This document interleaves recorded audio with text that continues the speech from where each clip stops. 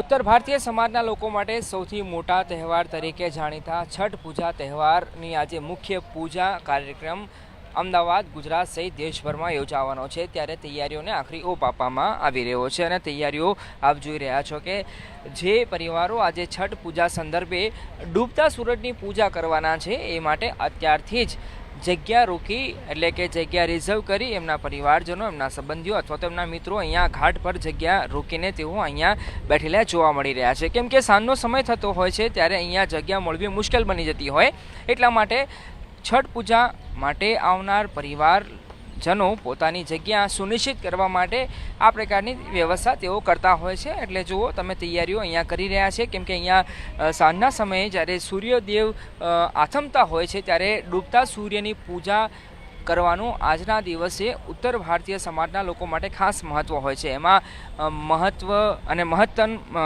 વાત કરીએ તો બિહાર રાજ્યના લોકો કે જે માત્ર ગુજરાત કે અમદાવાદ નહીં પણ જ્યાં જ્યાં જે દેશ જે પ્રદેશમાં ઉત્તર ભારતીય સમાજના લોકો રહે છે તેઓ આજના દિવસે ડૂબતા સૂરજની પૂજા કરતા હોય છે અને એ પછી તરત બીજા દિવસે ઉગતા સૂરજની પણ પૂજા કરવામાં આવતી હોય છે। કુલ 3 દિવસ સુધી આ છઠ પૂજા મહોત્સવ ચાલતો હોય છે, જેની શરૂઆત શનિવારથી થઈ હતી। અને અમદાવાદની વાત કરીએ તો અમદાવાદમાં તમે જોઈ રહ્યા છો કે ઇન્દિરા બ્રિજ આવેલો છે, એની નીચે છઠ પૂજા ઘાટ ખાસ તૈયાર કરવામાં આવ્યો છે।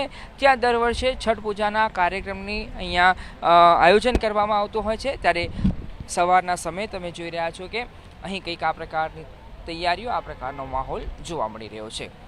કેમેરા પર્સન નિકુંજ પ્રજાપતિ સાથે અર્પિત દરજી, ગુજરાત ફર્સ્ટ, અમદાવાદ।